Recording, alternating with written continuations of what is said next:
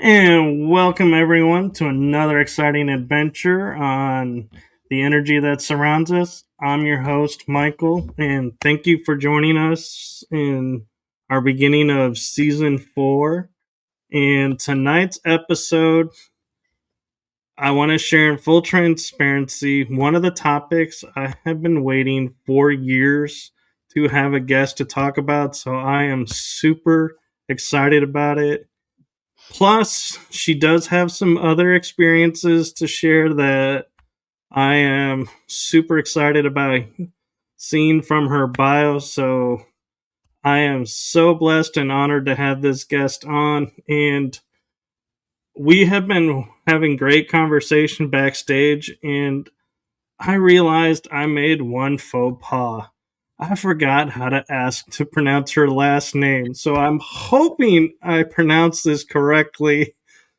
I am going to turn it over to my awesome, amazing guest, the one, the only, super extraordinaire, Dr. Kelly Renee Schutz. Yep, you got it right on the Yay! money. So, thank you for coming on. Well, thank you for having me. And you're probably the very first one, by the way, that nailed that right between the eyes. So good job. We're starting off really well. Well, I would take a bow, but I think they'd rather hear from you. So why don't you give our audience a little bit of your background and what we'll be talking about tonight? Well, that's a long background. I think you know that. 12 books in and a couple documentaries been featured on, and working on possibly doing even a film, possibly. It's been cited that or noted that maybe I should be doing a movie about my life history, because with the paranormal and everything, I fell into this a long time ago. I didn't realize it. And I'm in my 60s now. And as I've been able to connect the dots, as you noticed in my biography, I've had many, many experiences. I've had over 100 experiences with what I believe to be the paranormal or spiritual, of course, added in there. And also a firm believer here, couple visitations from, the otherworldly. So I have an extensive background that starts all the way back at age 3 to 5. And so feel free to ask away, Michael, and I'll try to fill in some of that space for you. Well, then, why don't we get started with what I teased that I've been waiting 4 seasons to have on. And that is, what is your experience and what do you think black-eyed children or the black-eyed kids really are? Well, that is a very good question. Did I have those experiences? I had 2 of them. And one slightly indirect, which I'll talk about in a minute. One which was a more of a older teen / young adult one. And why don't I just start with the first one here? And first question you asked me here is, what do I think that is? That's a really good question. Both experiences lent themselves to different conclusions. So let me explain, and I'll start with the very first one. Okay, so I have volunteered and or worked a night shift, had a few years ago, for about a few years in a row, at a very, very popular state fair, which is in Minnesota. And my job, I was tasked with, was to work in be kind of like a manager type position in the horse barn. And for any of you who knows what it's like to be on a state fair grounds, many of us don't realize that they can be rather haunted. And the Minnesota State Fairgrounds is known to be haunted at times with various energies that have hung around for a long time. But in this particular case, this energy, we don't think was someone who committed suicide on the property or died on the property. This one probably showed up and we don't know how it did. So let me explain the story. So I'm working in the horse barn, and one of the things that I did, and along with others, of course, is that we watched over $1 million horses. And of course, they compete, obviously. And so being on the midnight shift, you have to make sure that none of your horses die and nothing funny goes on and that you don't have intruders in the building and the whole 10 yards. Well, it's just before the shift was mine was about to start. I was there. I was on the property and in the premises in the office. And we hand out keys to the competitors so they can take their showers, get ready for the next morning because they're up rather early and getting their horses ready and all that sort of thing. And it just so happens that a woman came to the counter, and she was saying, you know what, there's a kid in my shower room. Now, keep in mind that we try to keep the doors locked at all times and try to avoid anyone that might inadvertently slip in, because that's how popular it is. You get in line and you wait for your name to be called. So, of course, we said, me and another gal, that's impossible. The door's locked. No one has been in there for hours. What are you talking about? So we go, not I, but I sent the coworker back with the woman to see what this kid was all about. They opened up the door, and there was actually a boy about, I would say, age maybe 20, maybe something like that. And he was just standing there in the shower room doing nothing, but kind of a trance-like mode.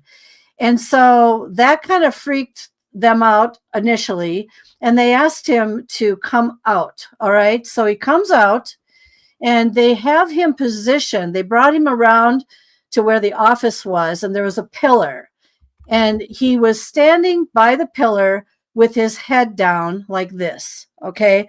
And he did have the typical brown hair, short, bangs over the eyes. You know, you couldn't see his eyes. That was one thing that was very noticeable. And he was in kind of a somber, trance-like position. All right. And so they're questioning him. How did you get into the shower room? Where did you come from? You know, all this. And he wouldn't answer. He just stood there looking kind of at the floor, and he was just unresponsive, standing up against the pillar. All right. Long story short, a competitor was bringing their horse. They need to walk him down in the direction where he was standing next to the pillar. The horse got probably within 15 feet, took one look at this kid who was standing there in a trance-like mode, unresponsive, just kind of weird. And they weren't getting a peep out of him. And the horse all of a sudden starts to yelp and back up and scream. And the handler was trying to get a hold of this horse and try to calm it down, and couldn't figure out why, when it was looking at this kid, it would freak out so badly. Now, for those of you who understand animal behavior, animals usually do have a sense that we don't always pick up on. And so it was reacting, but it was reacting in a way that was terrified. All right. So in the meantime, the handler's trying to get a hold of the horse because it's freaking out. The woman who discovered the boy is standing there kind of delirious. My coworker is standing there looking at this kid. And as soon as the horse started to back up, she turned and she looked at the horse backing up. She turned back towards the kid. The kid raised his head up. His bangs went back. I don't know what he did, but he probably brushed them back a little bit. His eyes went open. He started to grin, and his teeth were like nails, razor sharp nails. And I forgot to send you a picture of what this kid looked like in an illustrative manner. It's actually of a girl, but it was identical to what this boy looked like. And then he started to grin and his eyes kind of shifted. And my coworker backed up like that because she just couldn't believe what she was seeing. The horse was freaking out again. She turned back in that direction. And the minute that she turned back to look back at the kid, he was gone. He disappeared in thin air. Now, what they did was they still wanted to talk to this kid because that was creepy, weird, and the whole thing just went on in seconds, that it was like some horror movie playing out in front of a person's eyes. So they ran. So we were by the opening of the building. They went out. They tried to see which direction the kid was going because there was no place to hide. And he was gone. He just disappeared. So she came into the office, of course, and was just tormented. And she just couldn't put herself back together. She said it was the creepiest, scariest thing she ever saw in her life. Then when he disappeared like that, she thought, oh my God, what on earth did I just encounter? And now keep in mind, I became known as the paranormal girl. And yes, the barn was haunted. Yes, I've had experiences in that barn. And so I tried to console her and to have her shake it off. But I thought about that experience, the darker eyes, the hair, the somber, the unresponsiveness, the nail-like teeth, not just teeth, nail-like teeth, the grimace, the grin that makes a person just so spooked out, and then and the horse reacting and the whole 10 yards. So people wonder, was that a black-eyed kid? Was that something that took possession of someone? The only question that would come to mind in that particular case would be, if something took possession of that person, which I'm going to get into the second one in a moment, that kid would have been still existing and not disappearing like poof.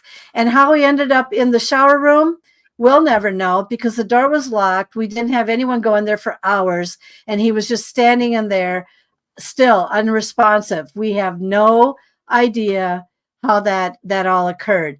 But I can tell you, Michael, it did shake up everybody so badly that, things do happen. People just are so busy and distracted. They don't often realize when weird things like that happen, how to handle it, what to do, how to think about that. So before I get into my second story, did you have a question, or does anyone have a question about that situation? Well, two things that stood out to me with that experience was, one is when we hear the lore of the black-eyed children or kids, we call them kids because they look like they're elementary school kids.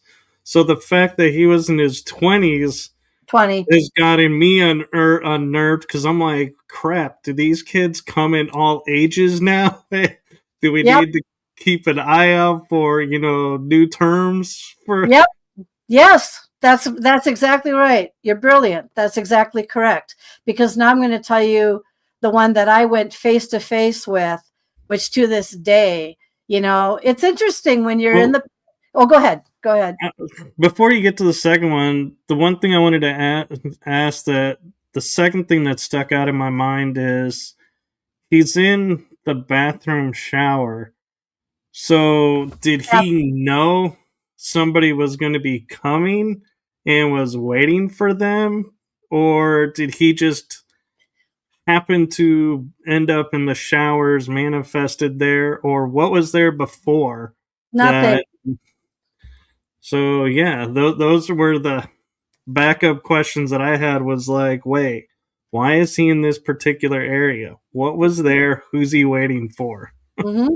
Yeah. Now, I can tell you one thing. One of the theories that went on, which I think I'm going to have to discount.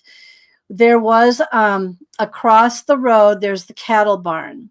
And there was a young 18 to 20-year-old that actually hung himself in the cattle barn years prior. Not too much, not too long. Maybe let's just go up to maybe 5 to 8 years prior.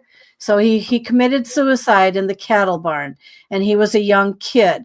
There was also notice by a security person that when they were in the grandstand area and they could see a kid, a young boy, no, I mean young, I'm talking 18 to 20, sitting at the top in a very empty grandstand, sitting at the top, just staring out as if the kid was just watching what was the world go by or go on. So the one thing that I had started to do research on regarding this was, could this have been the cattle barn kid? You know, what was he wearing? Was he wearing the same clothes that he killed himself in? Did he have brown hair? Was it short at the time? You know, see, these are the things that I couldn't ever get my finger on. However, there is a possibility, but the next story will crawl up your spine. So I don't know. Did he manifest in there? He had to have, because the horse barn is literally monitored, literally 24/7. Literally. That's what I was there for, the graveyard shift, watching over everybody, the horses, people that might have stayed at the fair past 12 o'clock midnight. And that's when my little experience face to face came with something that might be even more interesting. So yes, what was this kid? Was it the kid who killed himself? Was it something that took possession of something? Did he manifest? And most importantly, did he manifest into a body that most of us would not think about at the time? But I can guarantee one thing. The horse was so freaked out. My coworker was so beside herself, she could hardly bear it. And it was like, you know, well, what do you say? Yeah, weird stuff happens. And I have had experiences in the horse barn. Being paranormal, they always come to me. They come to me in smells. They come to me in sounds, the whole 10 yards. Do you want to hear the one that I had now? Are you ready for that one? I have a theory that I want to ask you first around the boy who committed suicide. Mm-hmm. What we don't really know what the black-eyed feature is. So could it possibly be the kid who committed suicide because he obviously was distraught that whatever the black-eyed is took over his spirit, and that's why he is there? Well, there's a possibility of that. Very true. And the other question that goes on that someone would normally also ask along with what you just brought up, what color were his eyes? His eyes were brown. And in the moment of fear and everything, those brown eyes probably become browner, right? And but I agree with you. These presences that are, and it's not just this fair, it's everywhere. It's in a lot of places that bring about a lot of energy. This fair, by chance, is number 1, number 2 in the entire United States. We are like a human battery. So I've had every report you can imagine. I've had EMTs work alongside of me, you know, doing this as a part-time thing. Okay. And they would share their stories of, for an example, just watching the crowd walk by. And then one day there's this old woman that looks kind of like a homeless woman walking by, except there was one issue.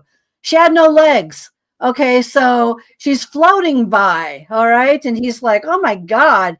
And these are the things that people that are really sensitive or have the ability to pick up on details that others do not recognize, aren't part of, or whatever. But a human battery that brings a lot of people together in these situations can create on certain days and environments manifestations that a lot of people just they don't think about. You know, what do you think about when you go to the fair? What am I going to eat? You know, am I going to be exhausted by the end of the day? You know, our fair is very, very popular for everything. So you're exhausted. You're not thinking about running into.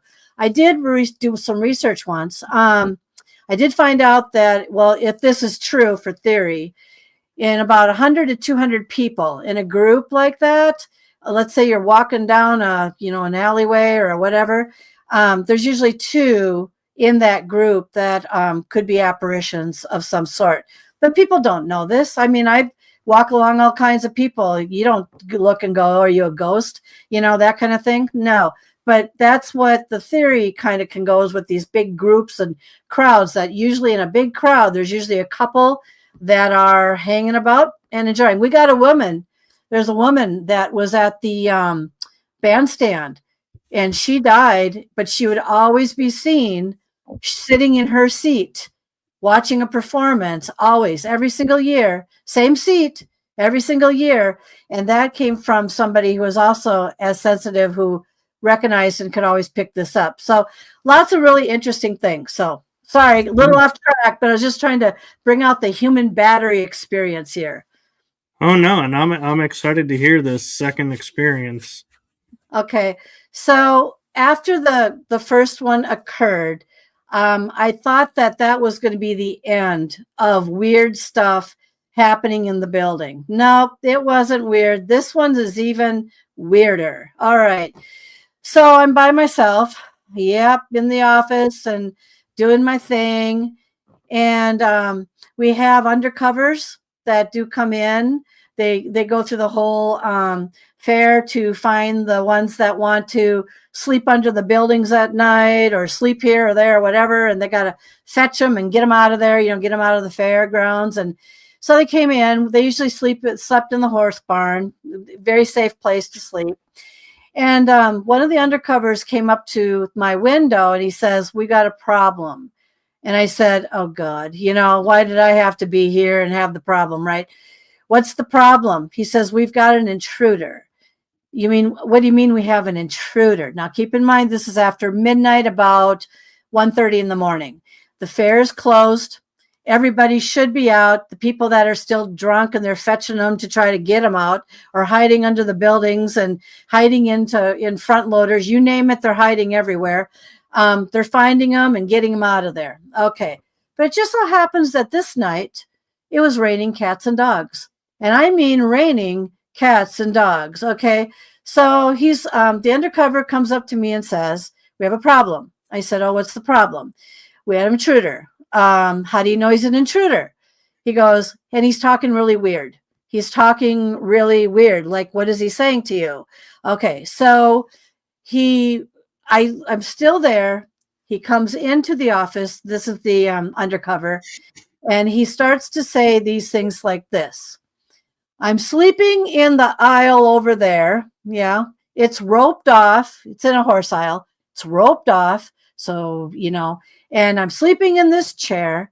And all of a sudden I wake up and there's this thing, or the shadow of this body, just standing right in front of me." Freaked me out. Okay, freaked you out. Don't know. So he climbed over the rope, obviously, and he wanted to ask you a question. Or something's weird about him. I go, "What makes him weird?" He goes, "He was asking questions that made absolutely no sense." I can't remember the exact statement that he said, but it was something along the lines of this. "Can you tell me why there's hay in this building?" Okay, now keep in mind, we're in a horse building. There's hay and there's all kinds of stuff like that, right? And feed. And yet you have a kid sitting there going, "Why is there hay in this building?" Or something like, why is it that this is acting this way? So he's talking like he's about 24 to 26. That's about where I'd put him. All right. So now the guy gets up casually from it. He goes, "I don't know how to help you. I'll be right back." That's when he drags himself to the front window, tells me that this kid is acting up. He's weird. And I'm watching now this kid literally walk down the aisle, looking into all of the horse bins or their The stalls. Yeah, stalls. Thank you. I can't. My head's down for the count for tonight, and I'm thinking to myself, going, no one's supposed to be in here. Competitors are in here. Is he a competitor? Maybe he looks like he's making his way to the bathroom. Okay, no, doesn't look like someone I recognize as a competitor. So then I said to the guy, "Wait right here. And if this kid does anything to me, would you come out and help me?" So then I go out there. I have to be queen of the day, right? And I'm nervous because we've got this kid who's 24 to 26 wandering down the aisle, looking into all the stalls like he's looking at something new for the very first time. Like, wow, look at this animal. Like, really weird. All right. So I approached the kid. First, I said a prayer to myself. Then I approached the kid. I said, can I help you? I said, do you realize that the fair is closed and no one is supposed to be in this building? He goes, he just stood there and he just kind of looked at me. Once again, short hair. But what was weird about this was that he was wearing sunglasses on his head and he was bone dry and it was raining cats and dogs outside. So he should have been at the minimal, at least wet to some degree, which told us that he had been in that building for at least long enough to either dry off or something really weird was going on. All right, so now I'm starting to notice this, and I'm like practically face to face with this guy. And what went on in my head was, please, whatever happens, don't touch me. This is what was kind of going on in. So this is what he starts to say. I need to get into your office. Why do you need to get into my office? I can't allow anyone in there.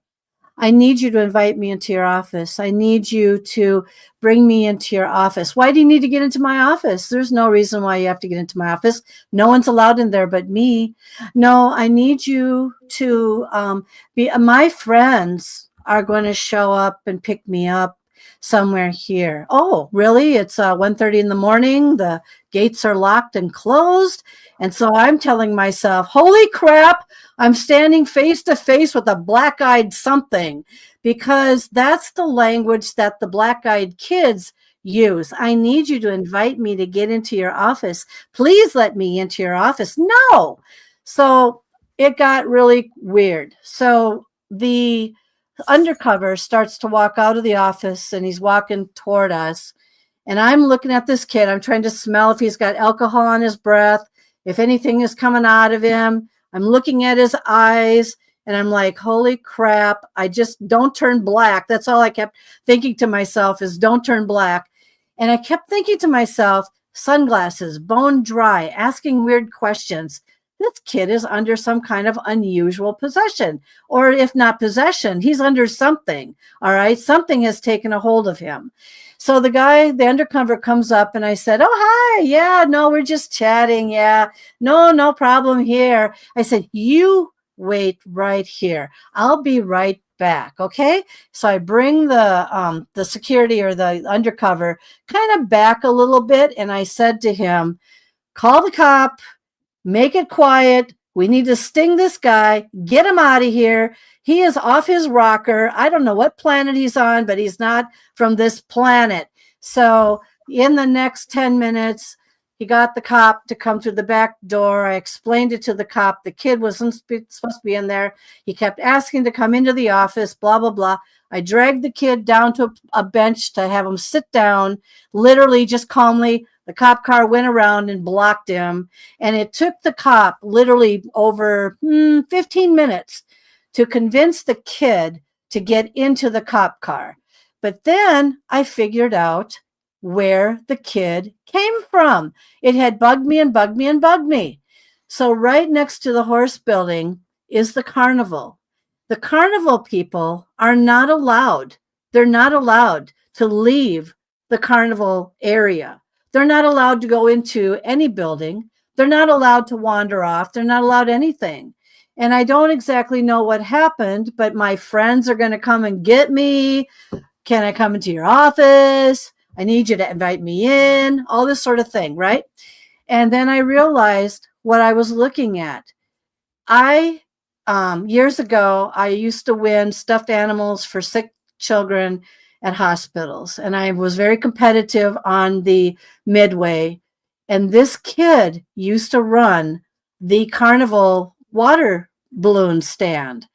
And I thought, oh my God, I know this kid. I used to play the water balloon game all the time. And so then I started wondering, he's been at this fair for a long time, but he's out of his damn mind. Excuse my French. Didn't mean to swear there. But it's just like he was just so weird. And so anyway, I started researching more about not only just black-eyed kids, but black-eyed adults, black-eyed whatever, or not even black-eyed. Something that managed to seep right through his little body, because he knows the fair. He knows everything. How weird to actually come face to face with the very person that you used to win stuffed animals from, but they're complete. And he sounded, by the way, different. I tried to remember back to when he was like doing the game. And I'm like, no, that wasn't even his voice. It was someone else's voice. And so it was more childlike, more innocent, more very, very simple. And that wasn't him at all. So the cop took him away. I did not go on to the Midway to see if he returned or was returned. Chances are likely they couldn't figure out what to do with them either. And I don't know. To this day, I have no idea what happened to him. But now we can talk about whether or not it's possible for things to slip into people. Bone dry, weird talking, never talked like that before. Very interesting. Well, and what's even more interesting is they picked somebody you knew and would remember, and that he knew exactly where you were. So it really starts to make you wonder, were they coming to you? And I almost wonder, because you weren't fully present for the first encounter. Wow. They were like, oh, well, she missed out, so let's give her her own encounter, and brought to you your own encounter. Yep. And it was about as black-eyed as you could ever imagine. And to this day, I think back to that moment and I think to myself, oh my God, what else is roaming on this fairgrounds? Because I have had numerous, I'd have to go and make sure all the horses were okay. There would be bangs that came from places that were not horses. They were not echoes of anything else. They were obvious, like, hi, I'm in this stall. Look at me. There would be smells. Now that barn used to be a airplane part making place years ago. And so the cigarette smells and stuff like that wouldn't even surprise me if someone got hurt in there, killed in there, and they were just sitting there smoking away. And then I walk right through it because there was nobody that was smoking in that barn. It's yes. And am I a beacon? Yes, I'm a beacon. Do they come to me? All the time. They come all the time. Am I afraid of them? Depends on the context. But a lot of them aren't out to scare me. They just want to make themselves known to me. So, yeah. Well, and the thing that I think people often forget because they get caught up in the fear of seeing them, that there is one interesting rule that the black-eyed children have to follow, and you kind of hinted at it, is you have to invite them in. That's correct. They can't cross a threshold. They're almost like the vampire lore. That's correct. They can't enter without permission. So if you're watching and you think you are dealing with a black-eyed children or a black-eyed kid or anything that's black-eyed and it asks permission, the answer is no. That's right. And not only that, I knew the minute he threw that out, and he sounded in a childlike manner, I knew I wasn't dealing, once I put all the pieces together, I knew I wasn't dealing with the guy that I always dealt with on the carnival, at his station. That was not his voice. That was a childlike kind of simplistic kind of thinking and asking questions that are just so obvious and he's been on this property for how many years, at this fair, and he's asking questions that are like, hello, you know what I mean? It's just like, who just took possession? I don't know if possession's even the right word. I know I have things slip in and out of me periodically, depending on where I am, and I take on a kind of like the essence of them. and I kind of speak for some of these things. So I've been down that road. I'm not sure possession's the right channeled. I think channeled is the right word that I'm looking for here. And yeah, he definitely was channeled by something, and that something was not of his age, and that something was not of his should be present mindset. Very, very strange. Yeah. But do not, you ever have a situation like that, do not invite, bring, shut your door, walk away, do whatever you have to do. I couldn't. I had $1 million horses at my presence and my stake. I couldn't do anything but. So at the year after, I did not go back. I decided that what was happening is that I seemed to beaconize to the point where everything wanted to now start to visit Kelly in the horse barn. And I made the decision that I was not going to go back because of that. Not because I was scared, but because I now saw a pattern that it's like, Kelly's in the barn, Kelly's here. And then things just naturally gravitate and try to come in. So right. And somebody else could answer the other way and be harmed. And yeah, I know if I was in your shoes, I'd feel responsible. I was responsible. Yeah. And to get the cop, we had to sting him. It was hard for me to sting someone and try to mislead them a little bit to capture them. I couldn't risk having him run. It was still raining cats and dogs. He was still giving the same BS to that. And it took a while to get him convinced to get into the cop car, but he managed. But I'm telling you, weird situation. So yeah really weird.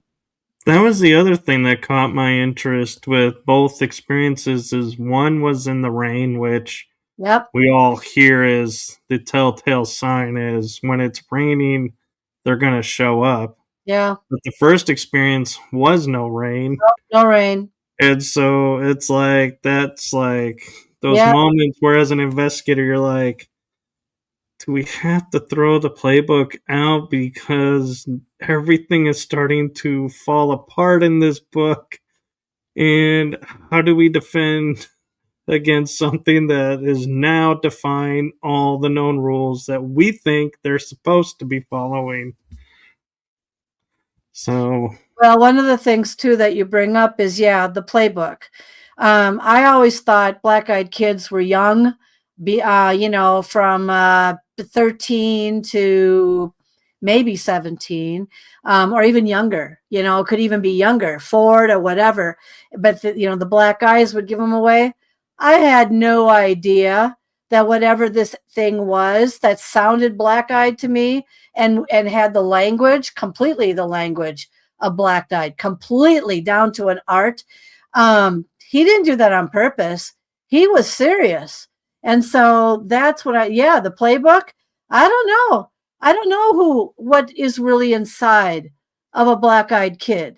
Is it I hate to use the word demon, what is it? And so I don't know. I have no answers. I can't pull it out of these things, and to disappear, poof, like that.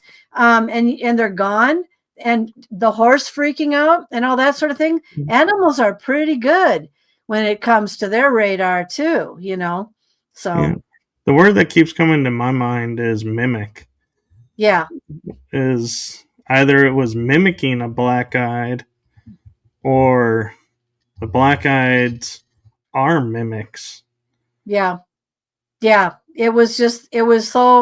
took me by surprise. And actually, after he was gone, I spent the rest of my evening researching some more black-eyed kid stories, black-eyed not traits, but some things that might lead you to believe that you're dealing with something of that nature, because that's how we had defined it and categorized it. I don't know. I think you can move that now into something more adultish, but he was probably no more than 26 years old. I would put him probably between 24 to 26, and he's been with the carnival for a while. So yeah, I'd say that's about right. So Yeah, wow. It's almost like, how do you top that in experiences? And yet you have two more experiences that jumped out at me in your bio that I was like, man, I would be miffed if I couldn't get these on the show. And one of them is something that's actually fairly new.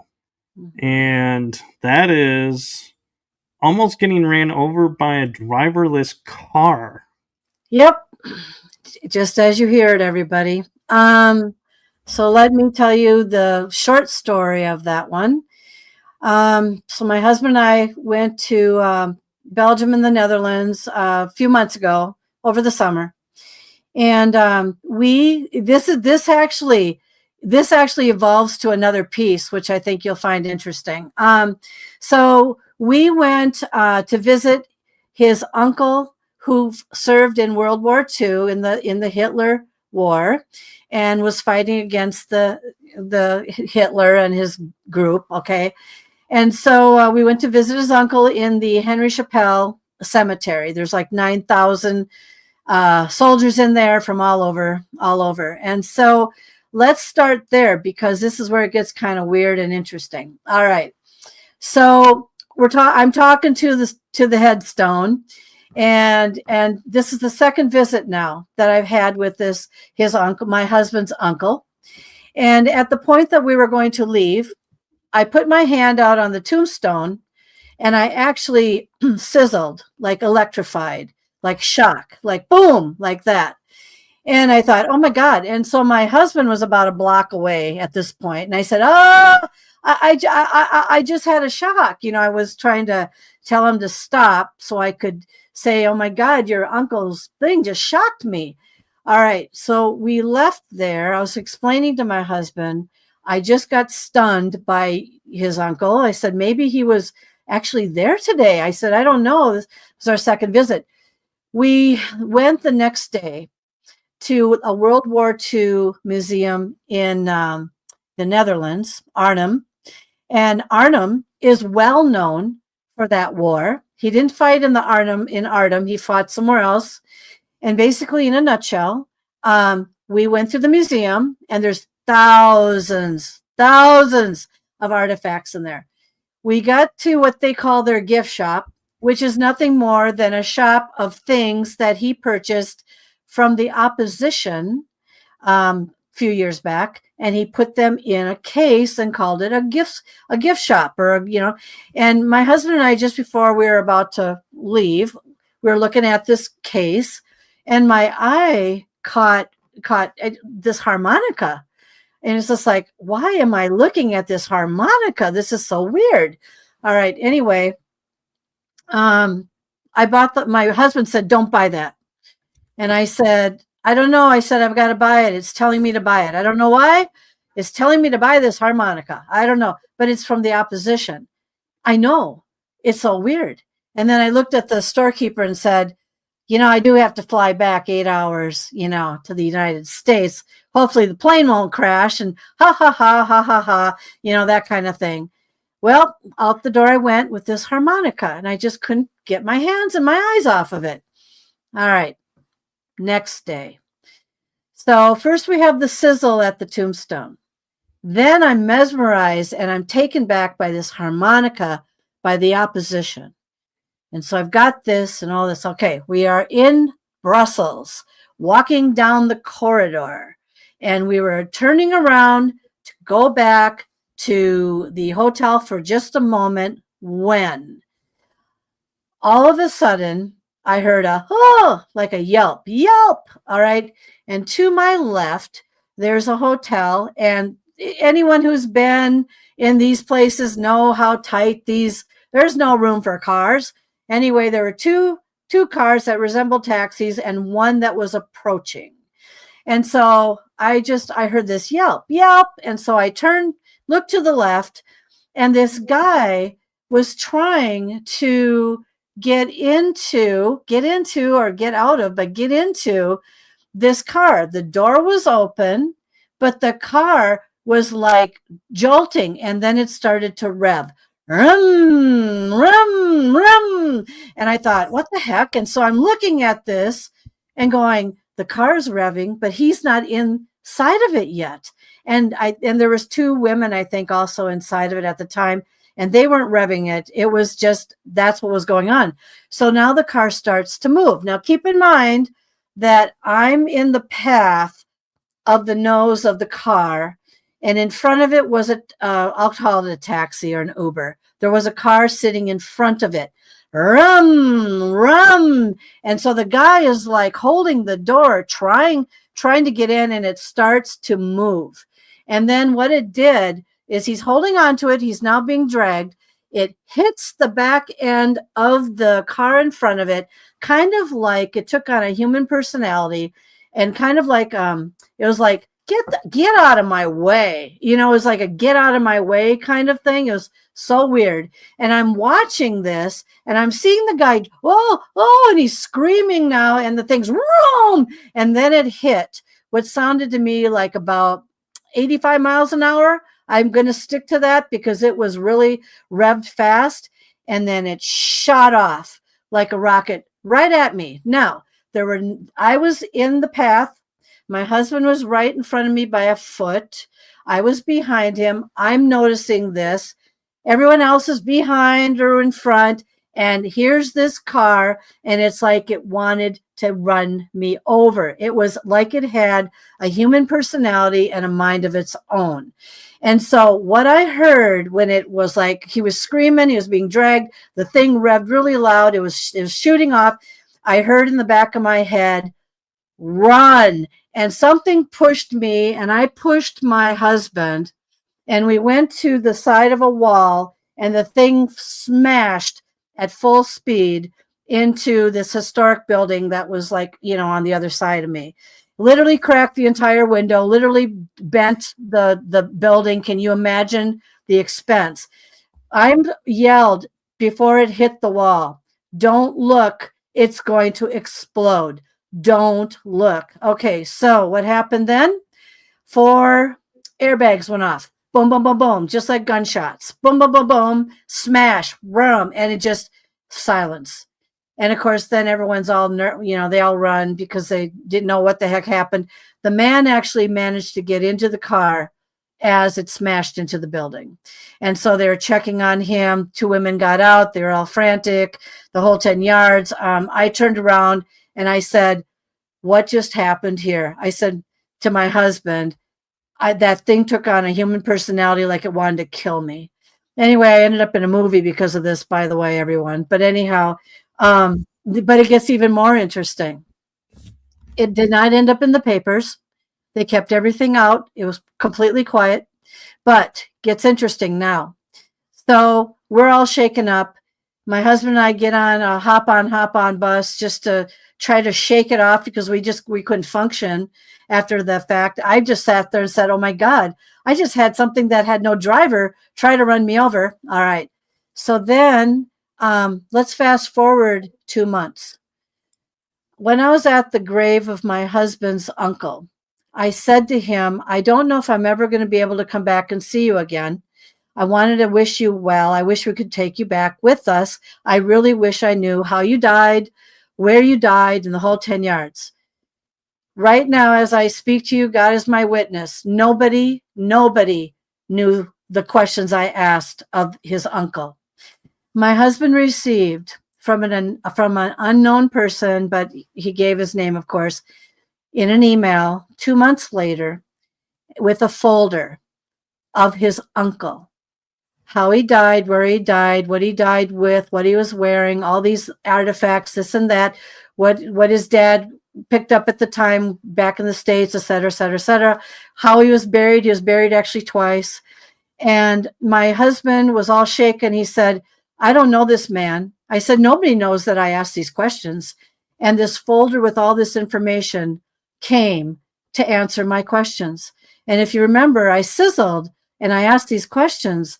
But isn't it strange that nobody would know this at all except my husband and me, and we never talked to anybody, and all of a sudden the folder with all the answers came right to him from a guy in Kansas, by the way, whose grandfather was his best friend during that war. His grandfather lived, but he died. And so I think that between the personless car and all of a sudden getting stuff that nobody knew except me and the tombstone and, and whatever, that lends itself to the questions of, can we really explain some of these things that happen in our lives? And so there you have it. So not only that, but I'm kind of curious. Did you have the harmonica on you? Oh, I didn't have the harmonica on me, but I can tell you, I'll tell you about that harmonica. So I left the harmonica alone, but I really held on to it. I mean, like I really was intrigued by it. When I was being filmed for a movie that's not out yet, and I was telling my story, I brought the harmonica up to my office, like I'm talking to you right now, and I was trying to show it off, and the thing went completely active. It went completely like, I don't want to do this, like, and the energy off of it was so intense and so strong that I could hardly contain myself doing the interview. And I kept showing it, but I was so emotional that I broke down. And it was because, so the harmonica was not on me at the time, but the energy of it was definitely on me. And I don't know, it was the opposition, that is true, but who pushed me, who yelled to get out of the way? Was it something of the opposition that was noticed by something in the personless car? Because that was strange. And like I said, they kept it out of the papers and everything. That was so bizarre. It took on, like I said, the human personality. But the harmonica does not like to be touched. I did take a picture of it. I bring it to conferences with me. And would you believe that even when I show the picture of the harmonica, I could tell you the story of the Annabelle situation that I just went through at a conference where, once again, things are just so interested in me and my life that they will come right to me. But anyway, that's another story, another time. But yeah, it's the harmonica does not want to be touched. So it's behind glass in my house. And it's kind of interesting. So I just kind of leave it alone. Yeah, because I was getting the feeling like, we think of during war, both sides hated each other. Yeah. But then we have moments like, I think it was it 1912, the Christmas Treaty, where they stopped fighting for Christmas and shared and like were comrades, and then we're like, I'm sorry that when we wake up the next day we're back to fighting each other, but at least we'll have this little truce that we shared for the holidays. That possibly the person who had that harmonica didn't really believe in what was going on and was like, here's a chance to atone. Let me save this person who took an interest in me so I can have sort of a little atonement. Well, and I did ask the question. I did. Who saved me? Who saved me? I saved my husband. I mean, something pushed me and said, run and all this sort of thing. Something saved me. So I saved my husband. It was not just a natural instinct. Most people say, well, your instinct is to run.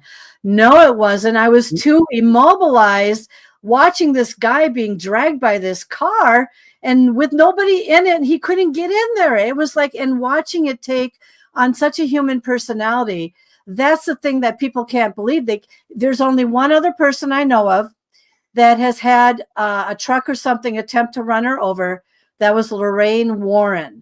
And she used to, and I don't know her whole story, but she talked about the time that there was a personless trucker, whatever, that tried to run her over and came right after her.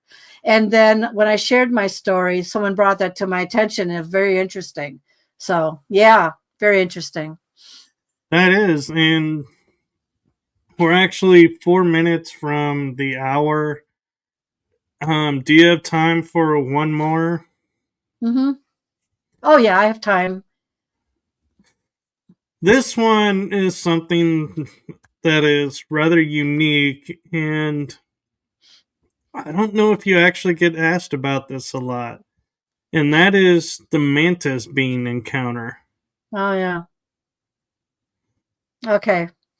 All right. So I hope, do you want me to try to do it in 4 minutes, or should I just tell the story? Tell the story. We have time if you have time. Oh, I have days. Okay. So, let's see, where do I start? So I lived in a different house at the time, my previous home, and I was having a lot of experiences in the house. Everything from otherworldly experiences to and serious ones to lots of paranormal. And so what happens with me is that I'm in my 5th home now. And when I feel like a home is becoming too entertained by the otherworldly or paranormal or whatever it might be, it obviously starts to act up.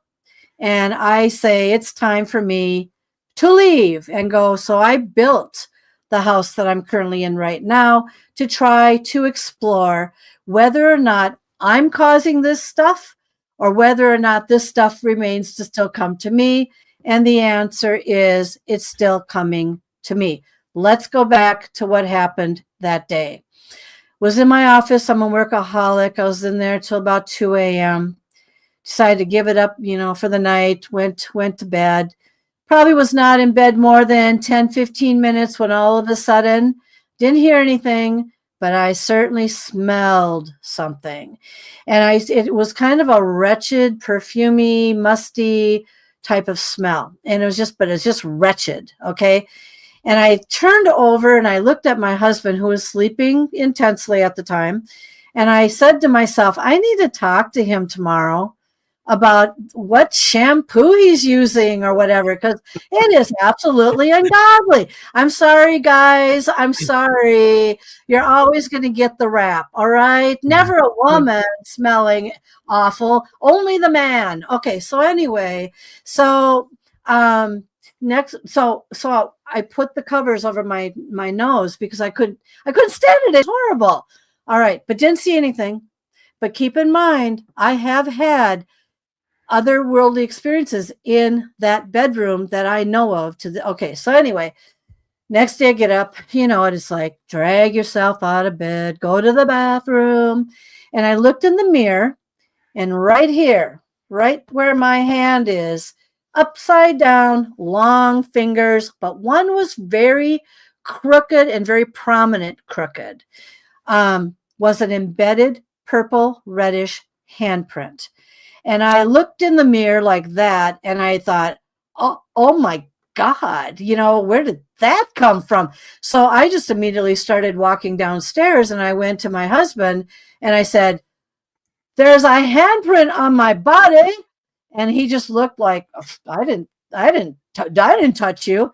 Yeah, well, I wish you would once in a while. Anyway, putting that aside, ladies, I know how you feel out there. Once in a while wouldn't be so bad. Okay, so anyway, I said, where did this come from? Oh my God, there's a handprint embedded on my, oh my God. And then I started telling him about the smell and everything. And I said, you know what? Before I went to sleep and all that, I had this horrible smell. Okay, so I started researching handprints on people's bodies. I could only find one article or one blog or something where there was like 900 to 1,000 reported. But can you imagine the number of handprints that have literally been on people's backs, their thighs, their arms, every place? Mine was right here. And by the way, I need to preface this. I had COVID so badly. I almost died twice. I passed out and went blacked out once. And I had COVID pneumonia here, and I had regular pneumonia here. I had to go to a lung specialist. It took me 8 months to get over COVID. It was that bad. All right. The handprint was right here. Now, I have to tell you something. I was told from my lung therapist, they said, you know what? That COVID pneumonia, it's like a little cement system in there. It's got to break up and it's got to come out on its own. So I had to use a spirometer and try to get it out. And they said it's going to take a long time, months, could even be a few years. And I'm like, oh God, that's where the handprint was located. Now, fast forward. So I'm researching handprints and all that sort of thing. I'm researching, abductions and you name it. And then I started asking the universe the question, or not question. I started begging the universe. Could someone please tell me who put that handprint on me? So at every conference that I talk about this handprint, I've had psychics say, it's a succubus. It's an old woman's hand. It's a this, it's a that, it's, 5 different things. But one guy said it's an alien and one person said it's a mantis being. And I thought, okay. And so then we started talking about it. I had a dream a year and a half later. And in the dream, this is what happened. Young woman, looked like 28 to me, walking away from me in my dream. She had pants on, she had long brown hair. But then she started to slowly turn around. And the minute she looked at me, black COVID mask, huge gray, could be a gray too, by the way, eyes or mantis eyes, down the middle like this. I found a picture on the internet that actually kind of looked like her, but I paired it with a gray, okay? And as soon as it turned around, and I recognized what I was looking at, which was not a human being, I freaked out. I woke up. I was completely in sweat. I was full of sweat. My heart was beating out of my chest. And I started screaming out loud, do not ever, ever, ever show up to me like that ever again. So then I had a discussion with the psychic about it. And he said, Kelly, black COVID mask? Yes, way to break it down. Yes, big eyes? Sounds mantis to me. Could have been a gray, though. And he said, they're healers. They're not there to hurt you. Maybe some are. They're healers. Where did it end up? Right here, right over where my COVID pneumonia was, like it had to be sucked out for years. He said, Kelly, how are you now? Healed. It's not in there anymore. It's gone. I have had miraculous healings. That's only one of many, a few. I'm not going to say many. One of a few that I've had where something had a divine intervention of some sort, some energy that cannot be explained, that all of a sudden I'm healed. To this day, I will stick by the gray and or mantis theory with that because I've never seen it since, never seen, nothing's come to me since or whatever. I'm healed. Very strange. And the handprint, by the way, stayed on my body for 3 hours and then went poof like that and disappeared. It didn't just drift away and dissolve and disappear. It just disappeared. So that's my story. And it wasn't the shampoo after all. And I will never really know what it was, but the crooked finger, long fingers, crooked, the closest I could come to was a mantis finger on that or a digit. But who is to say that a gray might not have a crooked finger as well? So that's the story. True. And I will say, as you were describing it, I was like, yeah, I think the mantis was there to heal you based on where everything happened. And then I started thinking about something interesting that we were talking about before we went live, and that was that you had experiences when you were 4, and then it was like 7 to 9, and then nothing in your 20s, and then 30s, 40s, 50s to today. And I started thinking about that and going, not only is that sequential and in period time, but could that be a building block? Because you call yourself a beacon, and so each one of those experiences were building your awareness and your preparedness for what's happening now. Yes. Yes. Yeah. I didn't know it at the time, but when I look back and I start thinking about how I became telepathic, psychokinetic, clairvoyant to some degree, clairsentient, definitely, clairgustance, clairsensitive, the whole thing, all the clairs. I was being prepared for these moments, and that is exactly right. Would I have been able to have handled it during those times? I don't know, because I wasn't intellectually on top of this stuff, because I fell into this over my life. I used to work in law and be a college professor, and then all of a sudden this, I just fell. It all started with the book, because I couldn't take not sharing my experiences anymore, and I was getting tired of people telling me it was all in my imagination, or you're making this stuff up, or whatever. No, I was never making it up. I could not figure out what I was going through. And then now there's nothing that's going to convince me otherwise. I know exactly what happened in those periods of time, and I know exactly where my gifts lie to this day. And I don't think I'm done yet, because I keep having experiences, and they're very interesting, but they come when they want to. And a lot of times I'm not afraid anymore, because they're not meant to scare me, but it's more like intrigue, like interesting. I need to really think about who just did that. Spiritual, paranormal, otherworldly, whatever.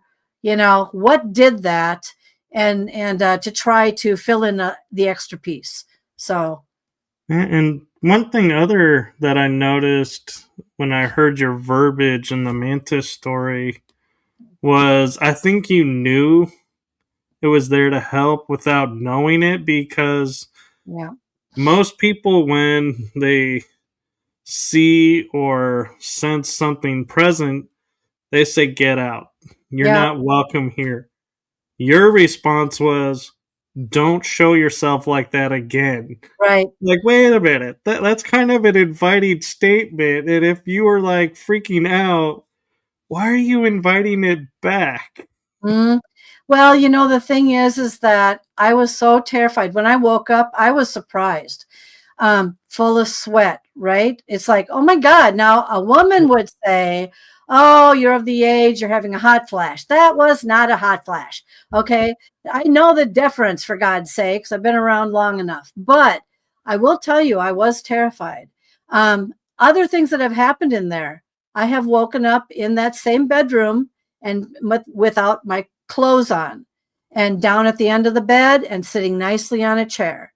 I have heard, like Star Trek, where you go here in, like on the, where they go, beam me up, Scotty, like Right. that noise. One night I heard that, and it wasn't the furnace or anything. Nothing was on at the time. Okay. And I looked up and I said, oh, dear God, if it's anything, just don't open up my ceiling and don't abduct me. I have been picked and picked up, potentially, or kicked up, and then bouncing on a bed in California, near it was in Groveland by I can't remember. It's there's a hotel next to Yosemite, and so I had that situation where the elements were perfect that night, and I could feel the foot, and I was woke up bouncing on the bed, but then I was asked the question, this, are you sure you weren't dropped? And I thought, well, I suppose there was a possibility. The mountains were lined with silver. It was a clear night. The stars were bright. It was perfect element and all that sort of thing. But yet the room was haunted. I knew it was haunted. So, yeah, lots of different things do occur. You explained how I wake up bouncing on a bed. How the heck did that happen? How many people wake up bouncing on their bed? Not me, I guess. What's my husband doing? You'll be surprised that my husband is sleeping most of the time through these events while I'm being thrown around a room like a rag doll. He's calmly sleeping or knocked out, or they're not going to let him wake up. They're going to have their fun with me because they want me to write about it or have the experience. So I could go on for days. Right. And it's true, that people will sleep through if they're not meant to experience it That's correct. and wake up with no idea what's going on. That's correct. That's correct. But Mm-hmm. I will say, though, the interesting thing is, as much as like you talk, sorry, you're talking about it and sharing it, it's like there's more of a curiosity in your voice than I don't ever want to experience this again. And so it's like kind of like a mix of I almost feel like the way you talk with them, instead of saying, hey, don't surprise me like that again, go, hey, can you put me back a little easier next time? And see if you don't come back bouncing and come back laying in bed maybe, or and there are times that I wonder, as we're taken up into craft, have these experiences, and then we're brought back, do they remember where we were when we left? Because they have no measurement of time in my perspective. So could they have been thinking, oh, she wasn't in bed, she was over here at the chair, and that's why you were put in the chair, because they didn't realize, oh wait, we picked her up out of the bed, our bad. Well, and try waking up once. This happened when I was younger. I woke up with a dress on inside out, zipper completely zipped up to my neck backwards. You try figuring out how to unzip yourself in a long dress where the zipper is all the way up, and you're like, well, how the heck did I get back into this thing? And the thing is that people, it's hard to share stories about some of these things that happen because there's so many people that don't have these types of experiences. Some do, but some don't. And so it's not easy to have a conversation about, yeah, you know what happened to me last night around the water cooler? Yeah, I woke up with my dress on inside out backwards, and it took me like an hour to try to undo my zipper so I could get out of my dress. I mean, it's just really weird things that have happened. And so when you mention the curiosity part, I've always been curious because I'm not exactly sure what I'm dealing with at the time. Is it something spiritual? Is it something paranormal? I like to separate that from extraterrestrial, by the way, because it's easier for me. A lot of people want to put that extraterrestrial in the paranormal category, but I like to separate them and then go to the otherworldly or something along that lines. It's very strange. I talked with them and interviewed a guy on my show. He actually talked to a dead person that was dead for 9 years for 30 minutes. I said, well, how could that be? Because usually they can't hold their energy for a long period of time, right? And he said, no. He said, I had no idea. I thought the guy was alive. And then when I went to get his address in this office, because he had taken an interest in what I was doing, so he wanted to get it, resume the conversation, the guy said he's been dead for 9 years. He says, no, he wasn't. He was just out on the lawn talking to me. 30 minutes. And so that led me to another piece of curiosity. How long can something hold its energy for before it fizzles out? The human battery at the fair. Oh my God, that goes on for 2 weeks straight. That's an easy human battery there. But we wonder, what are we dealing with out here? So that's very true. And one thing I like to say with the paranormal that, as we're growing as a community and awareness of things, is a little bit side of what you were saying, is have, the extraterrestrial, interdimensional, all these other options in the paranormal perspective, because if we're gonna try and answer something, we need to look at everything. We can't just say, oh, it's got to fit these criteria or it's not a part of, right. because we're missing the boat. And what I was thinking about one day was, we watch Star Trek and, Mm-hmm. shows like that. And we're like, well, how do we make first contact? We study them first Yeah. and then we make contact. Yeah.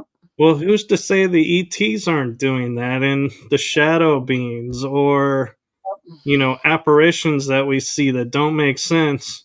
Yeah. Could it be an ET trying to see what first contact would be like? How aware are we? Where are we at in our awareness? And we're misidentifying it and creating categories that don't really exist. Right. That's right. I mean, at what point are we going to actually be definite at something that we're still trying to figure out? I mean, there's people I interview that feel like they've got things figured out, but then there's usually questions that go along with it, and then that extends to other questions that go along with that. And so, by the way, I did capture a very significant shadow being a year ago on my birthday in a now haunted historic train car. And the only thing that I was able to figure out was when you use your camera phones, put it on night mode, and it's usually around maybe 3200 ISO. And I just had a feeling. And so we were in there. It wasn't known as anything haunted. I just had a feeling. And this one, by the way, made my hometown newspaper. So it ended up in a number of places. But, I go boom, boom, boom. You know how you do that really quick. Sometimes you can't get it there either, but you can get it. I call it right in the middle, that sandwich, that image. And so it was very interesting. It was facing my shadow. And from what I understand, shadows can't create shadows of themselves. And it's a long story, but I could make out, and I filtered it. It was some kind of a female, long brown hair, wearing a coat. But the question is how did she get in to that train car? It was a passenger train car that was then a dining car, but then it was a refurbished car. And so did the parts of something else that they brought in to bring it back to its glory days, did that have energy on that?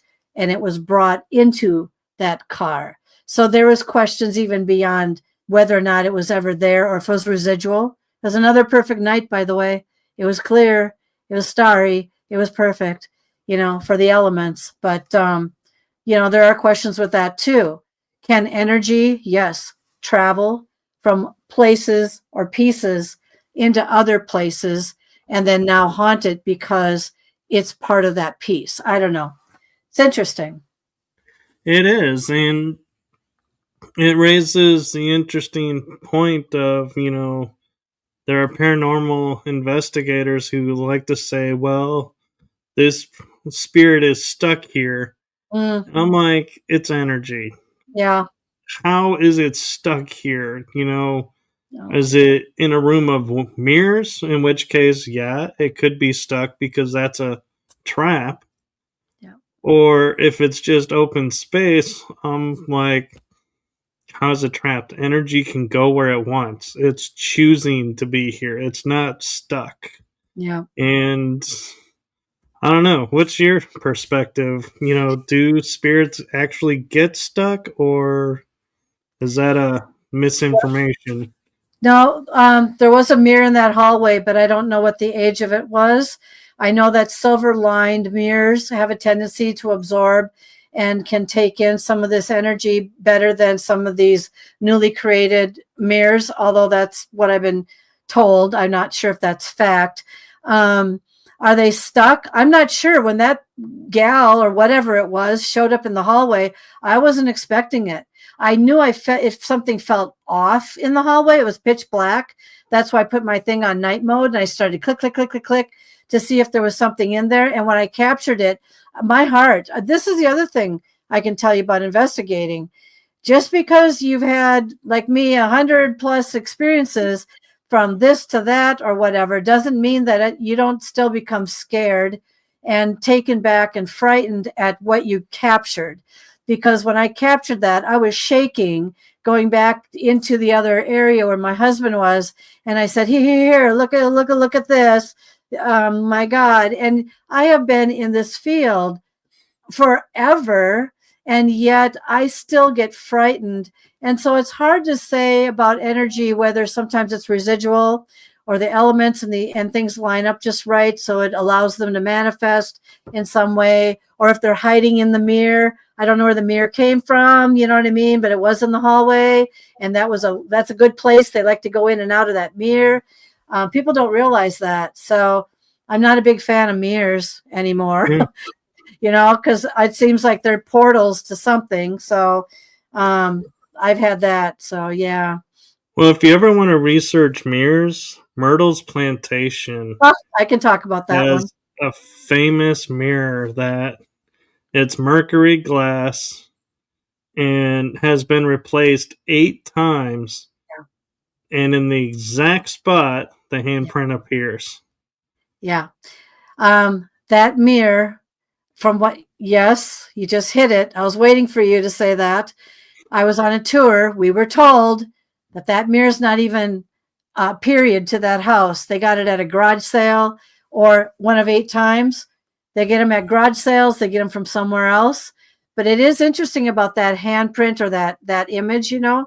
And so a lot of times, even in these bed and breakfasts that I stay in, those artifacts and stuff that are in there, they're not even period to the home. They go and they get them so they can make the ambiance appear more of the period of the time. And so, like with this train car, they had to find some replacement parts. And so, who knows if something was brought into it from a replacement part from something else that happened somewhere else. Yeah. Right. Like an asylum. A mirror from an asylum brought into the train. Yeah. Could have been could be anywhere. But I wasn't going to talk to the owner about it. They weren't home at the time. And the last thing you want to do is ruin somebody's business.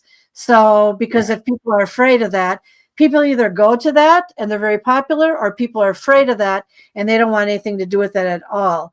And by the way, it was calling my name, and on my birthday, that was my present. So and we had Northern Lights that night.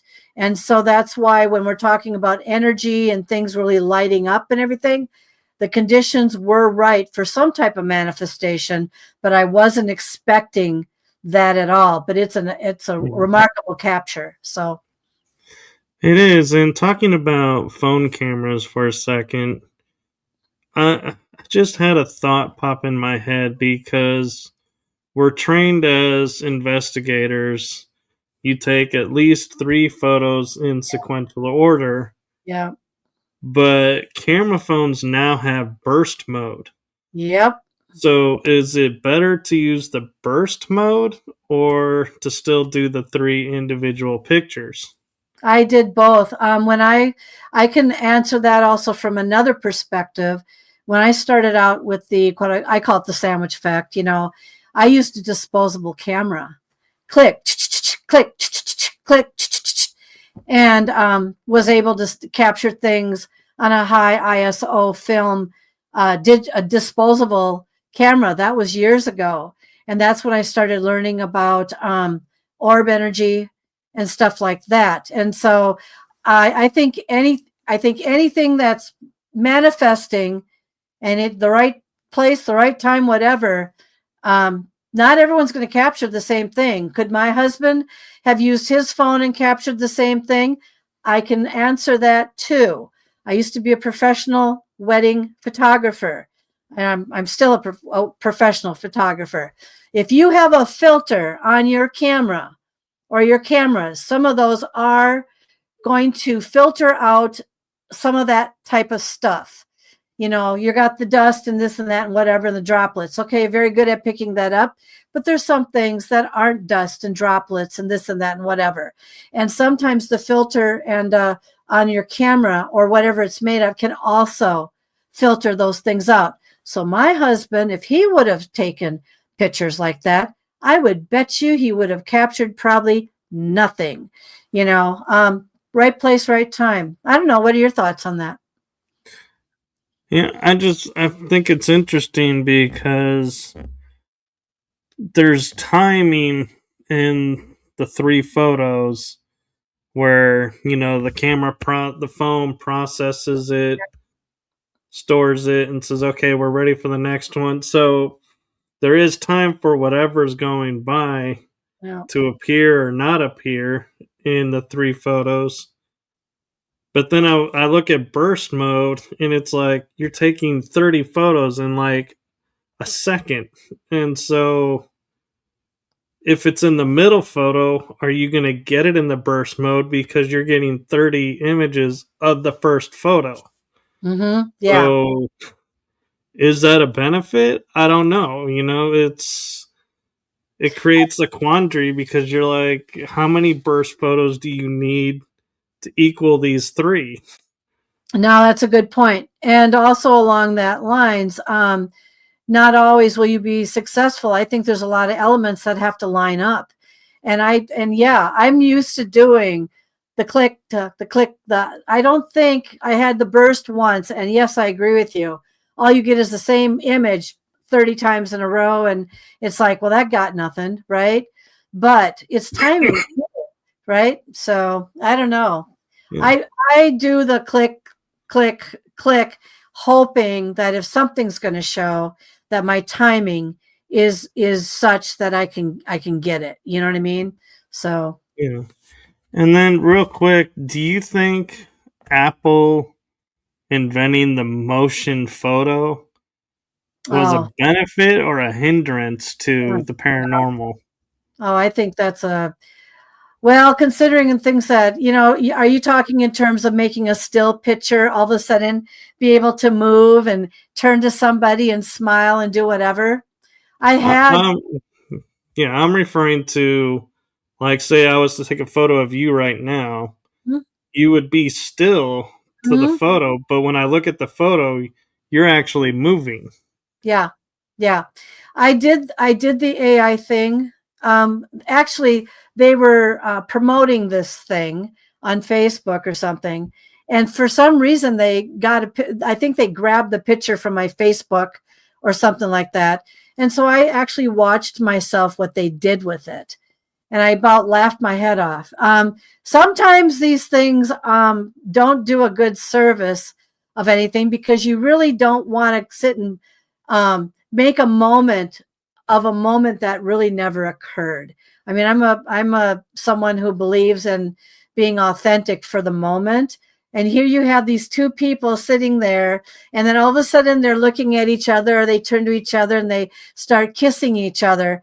Well, how do you not know that 5 seconds before that they're just saying, "Stay your distance. I don't want you in my shot." I mean, it's kind of like creating a false narrative. I think that's what I'm getting at, of what's really happening in that picture.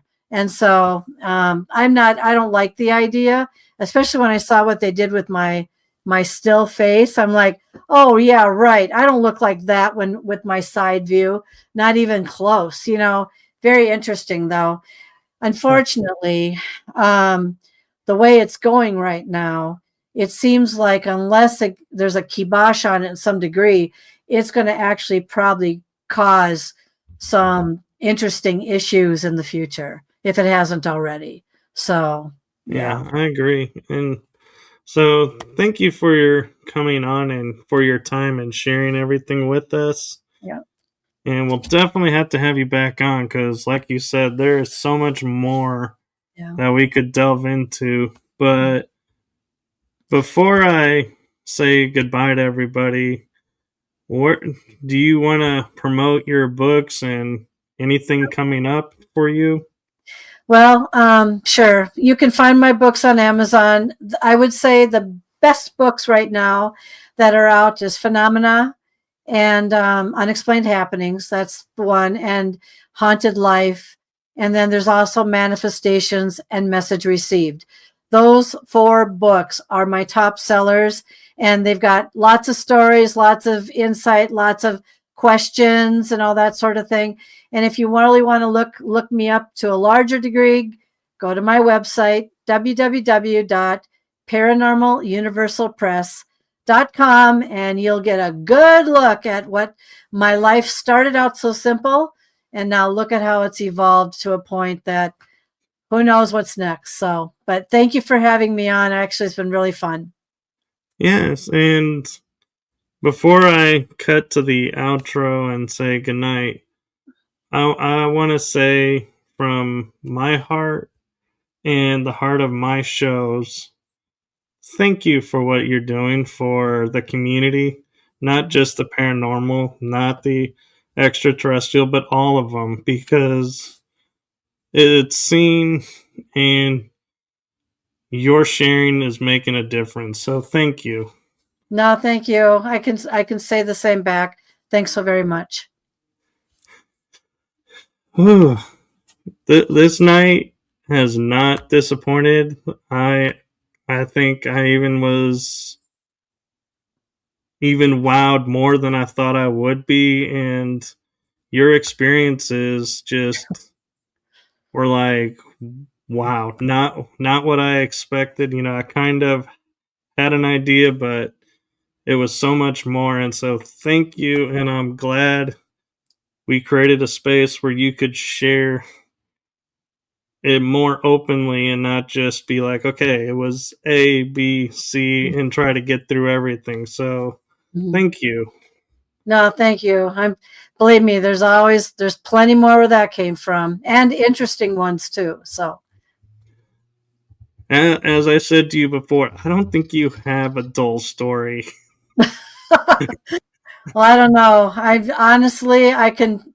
They're not. One thing I'll tell you truthfully, they are not embellished. They are as I say they are. I'm just a little dramatic when I say them, but there are some very interesting situations that no one is ever going to be able to tell me that it's something. No, it's not in my head.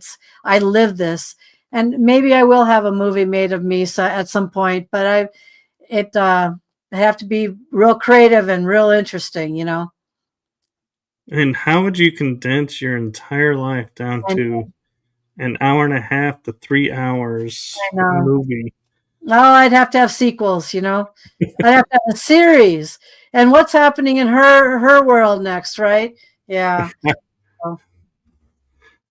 Yeah. Well, thank you, and I hope you have a wonderful night and enjoy the rest of your week and enjoy 2026. Yep, and I'll be in touch with you.